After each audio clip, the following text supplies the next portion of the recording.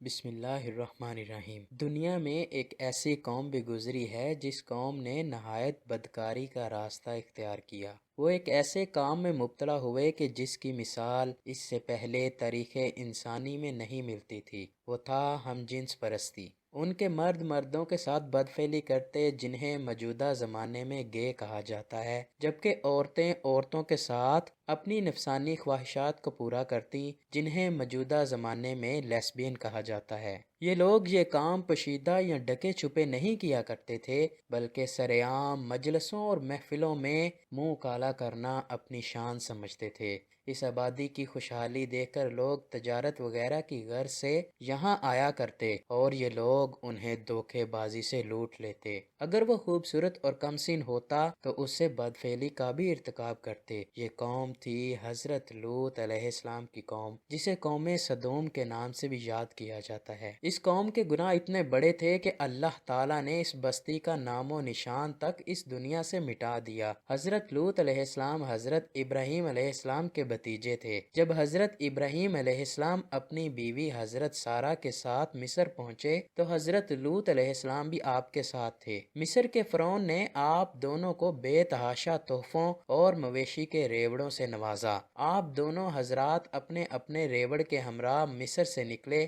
سفر کے دوران آپ کے چرواہوں کے بیچ لڑائی جھگڑے ہونے لگے، چنانچہ حضرت ابراہیم علیہ السلام اور حضرت لوط علیہ السلام بخوشی و رضا الگ الگ سمتوں میں روانہ ہوئے۔ حضرت ابراہیم علیہ السلام نے فلسطین کی راہ لی اور حضرت لوط علیہ السلام اپنے وقتوں کی خوشحال ترین بستی سدوم روانہ ہوئے۔ قوم لوط کے مسکن شہر سدوم اور عمورہ بحر مردار کے ساحل پر واقع تھا، اور قریش مکہ اپنے شام کے سفر میں برابر اسی راستے سے آتے جاتے تھے۔ اردن اور بیت المقدس کے درمیان مقام سدوم کے لوگوں کی ہدایت کے لیے حضرت لوط علیہ السلام کو مبعوث فرمایا۔ یہ علاقہ 5 بڑے شہروں پر مشتمل تھا اور سدوم ان شہروں کا دارالحکومت اور مرکز سمجھا جاتا تھا۔ یہ زمین سرسبز و شاداب تھی اور ہر طرح کے غلے اور پھلوں کی کثرت تھی۔ بیت المقدس اور نہر اردن کے درمیان آج بھی یہ قطعہ زمین بحر لوط یا بحر میت کے نام سے موسوم ہے۔ اس کی زمین سطح سمندر سے بہت زیادہ گہرائی میں ہے اور اس کے ایک خاص حصے پر ایک دریا کی صورت میں ایک عجیب قسم کا پانی موجود ہے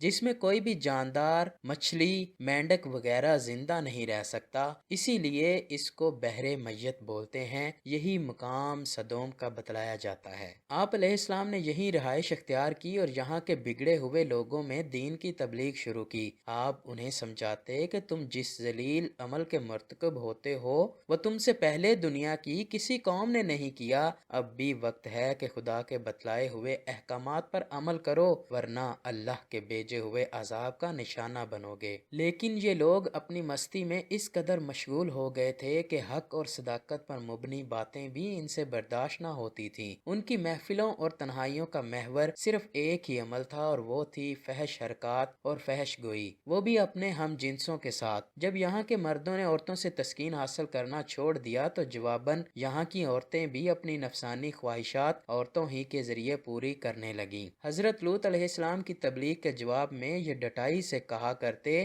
ہاں ہم برے لوگ ہیں اور بدفعلی کرتے ہیں، لیکن تم تو پاک ہو، تمہارا اس بستی میں کیا کام؟ اور اگر تو سچا ہے تو وہ عذاب لا کر دکھا جس سے تو دن رات ہمیں ڈرایا کرتا ہے۔ حضرت لوط علیہ السلام کی بیوی، بعض مورخین اس کا نام وائلہ بتاتے ہیں۔ یہ بظاہر تو لوط علیہ السلام کی بیوی تھی، لیکن اندرونی طور پر اسی قوم سدوم کی ہم خیال تھی۔ اس سے بڑی بدنصیبی کیا ہوگی کہ اللہ پاک کے ایک جلیل القدر پیغمبر کے ساتھ سالوں زندگی بسر کرنے کے باوجود اس عورت کو ایمان کی دولت نصیب نہ ہوئی۔ جب اس قوم کے گناہ اپنے عروج پر پہنچ گئے اور بہتری کی کوئی صورت نظر نہ آتی دکھائی دی تو اللہ تعالیٰ نے 2 فرشتے ان پر عذاب کی غرض سے بھیجے جو پہلے حضرت ابراہیم علیہ السلام کے پاس پہنچے۔ یہاں آپ کو اولاد کی خوشخبری دی اور بتایا کہ ہم وادی سدوم کو نیست و نابود کی غرض سے یہاں آئے ہیں۔ جب یہ فرشتے خوبصورت نوجوان لڑکوں کے روپ میں سدوم کے شہر پہنچے تو ان کی ملاقات حضرت لوط علیہ السلام سے ہوئی۔ یہ قوم بد اخلاقی کی تمام حدیں پار کر چکی تھی۔ جب کوئی مسافر یہاں آتا تو یہ سب مل کر اسے گھیر لیتے اور کھلے عام بدفعلی کا مطالبہ کرتے۔ اسی لیے لوط علیہ السلام نے انہیں باہر ٹھہرنے سے منع کیا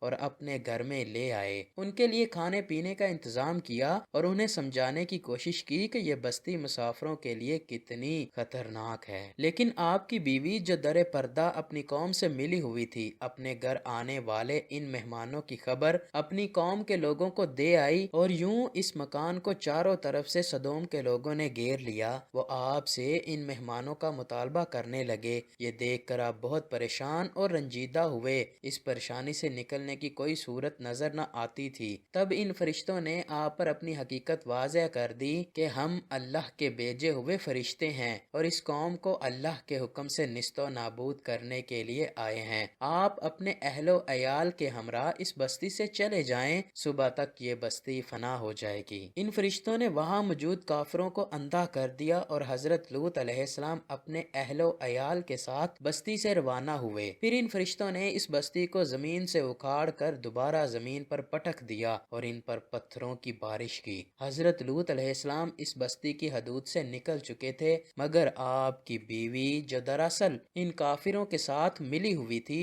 وہ مڑ مڑ کر اپنی قوم کا یہ حال دیکھتی اور کہتی، ہائے میری قوم، ہائے میری قوم۔ چنانچہ وہ بھی ان کنکروں کی بارش کا شکار ہوئی اور اللہ پاک نے اس عورت کو آنے والی نسلوں کے لیے نشان عبرت بنا دیا۔ اس عورت کی لاش آج بھی پتھروں کے اس فوسل کے درمیان موجود ہے جسے سدوم میں لوطس وائف پلر کے نام سے جانا جاتا ہے۔ یہ عورت آج بھی اپنی قوم کے درمیان دنیا کی سرکشی اور بے راہ روی کے انجام سے آگاہ کر رہی ہے۔ اللہ نے اس گناہ گار عورت کا تذکرہ قرآن مجید میں کل 9 مرتبہ بیان فرمایا ہے، اور بے شک لوط بھی رسولوں میں سے تھا جب ہم نے اس کو اور اس کے سب گھر والوں کو نجات دی، مگر ایک بڑھیا کو جو عذاب پانے والوں میں رہ گئی، پھر ہم نے دوسروں کو ہلاک کر دیا، اور بے شک تم ان کے پاس سے صبح کے وقت گزرتے ہو اور رات میں بھی، پس کیا تم عقل نہیں رکھتے؟ اللہ کافروں کے لیے ایک مثال بیان کرتا ہے نوح اور لوط کی بیوی کی۔ وہ ہمارے 2 نیک بندوں کے نکاح میں تھیں، پھر ان دونوں نے ان کی خیانت کی، سو وہ نبی اللہ کے غضب سے بچانے میں ان کے کچھ بھی کام نہ آئے، اور کہا جائے گا کہ دونوں دوزخ میں داخل ہونے والوں کے ساتھ داخل ہو جاؤ۔ اللہ سے دعا ہے کہ وہ ہمیں ان تمام گناہوں سے بچائے اور نیک اعمال کرنے کی توفیق عطا فرمائے۔